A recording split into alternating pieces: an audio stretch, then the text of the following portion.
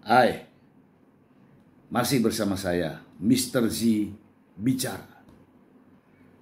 Tentu saja bicara tentang kebenaran berdasarkan fakta, data, dan realita.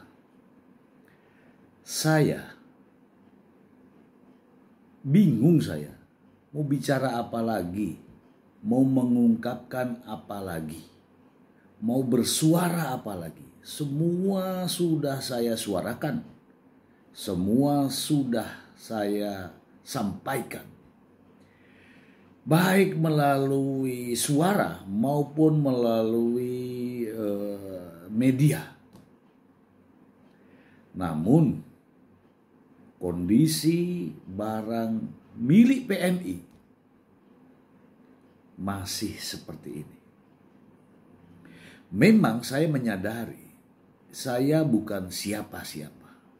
Saya hanyalah rakyat biasa. Seperti mereka, para PMI. Dia bukan siapa-siapa. Mereka adalah rakyat biasa. Apakah rakyat biasa ketika bersuara, ketika berbicara, ketika menjerit, tidak didengarkan? Kalau memang kalian tidak mendengarkan, tidak apa-apa. Tapi ingat, kami telah bersuara.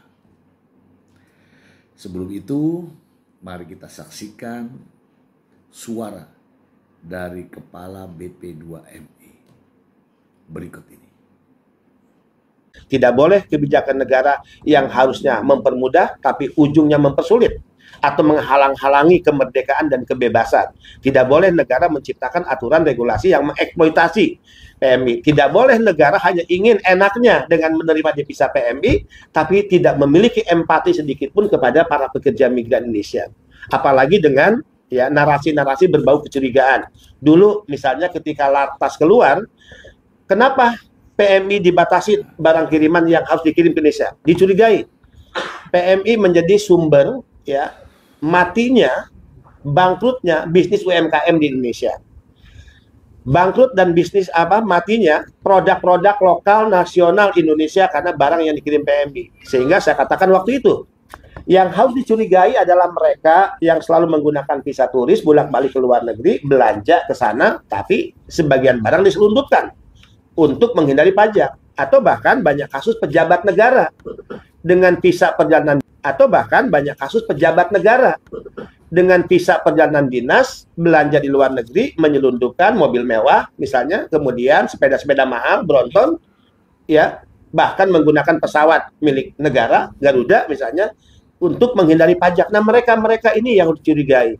Sehingga saya minta stop, hentikan cara berpikir aparat negara yang selalu mencurigai para pekerja migran Indonesia. Tapi dibalik mindsetnya, berikan penghormatan kepada mereka. Ini adalah upaya negara berterima kasih kepada PMI sebagai penyumbang devisa terbesar kedua kepada negara. 2024, BI telah merilis sumbangan devisa PMI sekarang berada di posisi 227 triliun dari 159,6 triliun. Jadi ini saatnya momentum kita, negara harus berani berterima kasih kepada rakyatnya, bahkan meminta maaf atas kesalahan-kesalahannya, kemudian tobat nasuha, kembali kepada jalan yang benar dengan memberikan penghargaan pada PMI dengan regulasi yang berpihak. Kami juga sudah menyuarakan apa yang kami tahu. Tapi udahlah, memang saya bukan siapa-siapa. Para PMI menyuarakan, namun suara PMI tidak dianggap. Lalu suara siapa yang mau didengarkan? Tapi ingat, kami rakyat, suara rakyat yang menentukan arah kebijakan ini. Jangan pandang enteng suara rakyat. Apalagi suara rakyat yang sedang tertindas, sedang dijolimi, dan sedang menangis. Ingat itu.